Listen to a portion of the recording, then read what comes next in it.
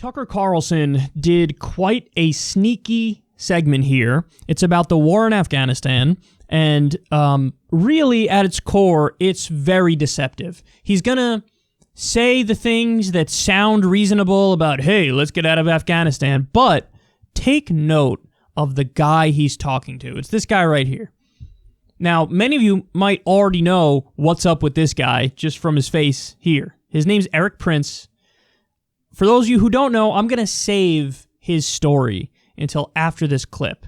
And then you'll see, like, the stealth co-opting of anti-war sounding language that's going on here. Watch. Both Republicans and Democrats, fools all of them, on the House Armed Services Committee, have backed a new amendment to the annual defense authorization bill that would make it far harder for the president to bring American troops home permanently from Afghanistan, as he has promised to do and tried to do for 4 years. Maybe his most consistent policy position. End the war in Afghanistan, but he can't because his generals and fools in Congress prevent him. Why is that? No one we know has spent more time in the country or knows it better than Eric Prince. He's chairman of the Frontier Resource Group. He joins us tonight. Eric, thanks so much for coming on. Thanks, Tucker.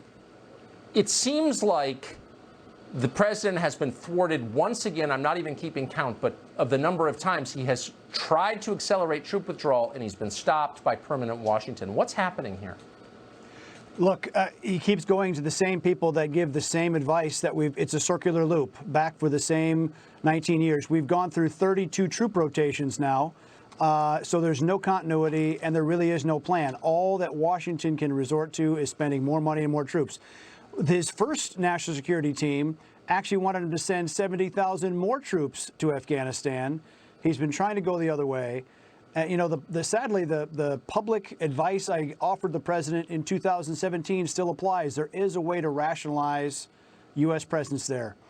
If the U.S. pulls out everything completely, the Afghan government, the Afghan security forces will collapse, and it will be a true terror state at that point.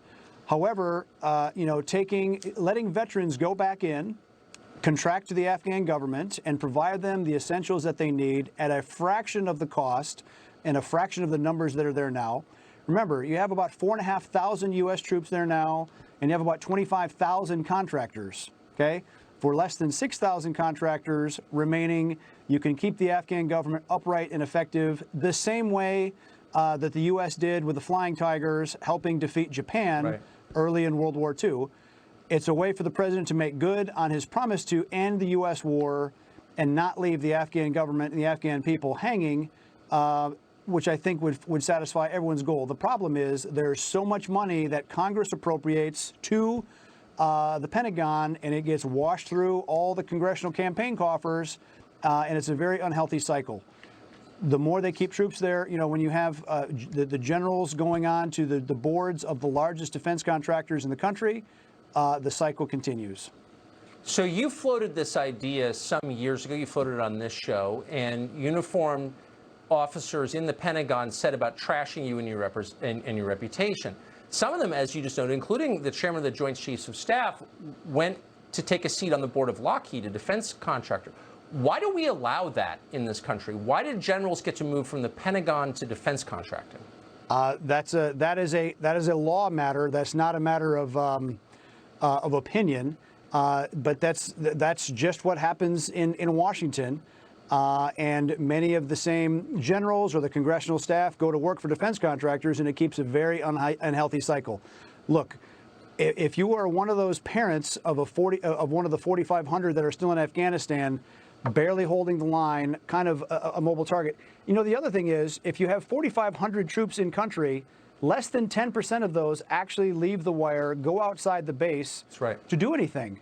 So there's really not enough even to do there other than play whack-a-mole once in a while. It's not enough to support the Afghans. What a veteran contracted force could do is support the Afghans with medevac. You're 7 times as likely to die if you're an Afghan soldier, if you get shot. So it is a recipe for systemic collapse, and the videos of a helicopter off the rooftop of the U.S. Embassy, just like you saw in Saigon in '75. I was only 6 when that happened. I still remember that. A veteran force going back in can prevent that from happening and still make good on the president's promise, because we don't need to leave U.S. troops in Afghanistan for 70 years like some have advocated, like we have in Korea. Enough of the permanent war. Yeah. It's the neocons and the corruption of Washington that have done this. Eric Prince, I hope you prevail in the end. I hope reason prevails. Oh, that's rich. That is rich. Eric Prince is a neocon. He is a neocon. So, for those of you who don't know, this guy is the head of what was formerly known as Blackwater. Now, Blackwater is a private mercenary army that the Bush administration contracted with. So we had U.S. soldiers in Iraq, but then we also had some private contractors, Blackwater, in Iraq. And a bunch of them were convicted of war crimes. They committed a massacre and murdered, assassinated innocent civilians in a place called Nisour Square. And Jeremy Scahill, I read his book, Blackwater, years ago. And man, it is terrifying when you read what really goes on with this guy and with the group Blackwater. They had such bad press for so long because it was a group of war criminals that he ended up changing the name to XI or something like that. And then he had to change it again, I think. And he's just trying now to get back into the good graces of Washington, D.C., and so now he's changing strategies. See, previously, Eric Prince would go around sounding like the neocon he is and the hawk that he is and saying like, yeah, we need to stay and keep doing these wars, but I think we should privatize the wars. He'd say it openly. Well, now he changed his strategy. Now he goes on Tucker and he's like, I agree, Tucker. It is really bad that we're still at war in Afghanistan. We should totally pull out of Afghanistan. That would be wonderful. We should also go back in. And when I say that, I mean let me and my people go back in and pay us for it. This is really deceptive, what you just saw here. I mean, this is really gross. So the argument is, hey, Trump keeps, listening to the same old military people. Eric Prince is basically saying, he should come to me. He should come to me. And he goes on to say, oftentimes he slips up and tells you what's actually going on and what he really wants. He says, quote, there is a way to rationalize U.S. presence in Afghanistan. And he says, but you got to pull out all the troops, pull them out, but send in me and my mercenary army. And he says, it costs less and there would be fewer people, so I don't know why we're not doing this. And then the richest part was Tucker says something about like the military-industrial complex and the revolving door and how corrupt it is. And Eric Prince is like, oh yeah, totally. This guy got many no-bid contracts.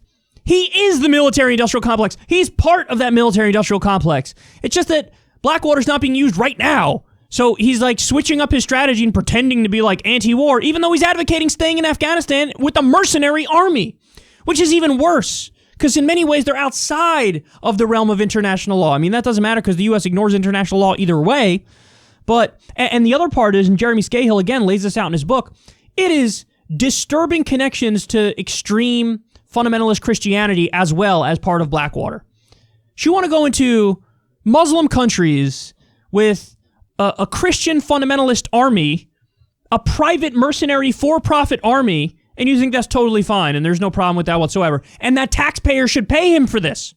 We should be paying to have Blackwater in all these countries. Get out of here, man. This guy's not anti-war. This guy is a neocon. This guy is a war hawk. This guy wants to send his own mercenary army in, which is even more dangerous than our own military. And Tucker's acting like, yeah, this is anti-war, and I want reason to prevail. Reason is getting out of Afghanistan. Full stop. That's it. No get out and then in a Weasley way go back in with frickin', mercenary armies. That's insane. So the question is, does Tucker know that he's advocating for endless war under a new banner and with new players? Or is he just a sucker? And he's duped by a guy like Eric Prince. I think it's impossible that he doesn't understand what he just advocated for and what he's doing here.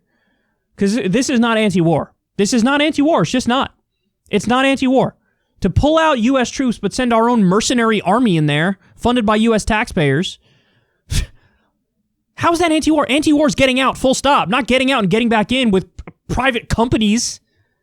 So I think Tucker knows that what he's doing here is advocating for war under the guise of anti-war. And I think it's like, that's even more nefarious. Because at least you get honesty from the neocons who are like, yeah, we want endless war. Now you got Tucker and Eric Prince acting like, no, we want to end the wars, but they're actually for endless war. They're it's in plain sight what they're doing. It's disgusting, man. This is crazy. So, one of the worst segments I've ever seen. Jesus Christ. I can't believe anybody would fall for this, but people do. People do. And that's why I got to come out here and correct this, because it's like, who the hell else is going to really break this down?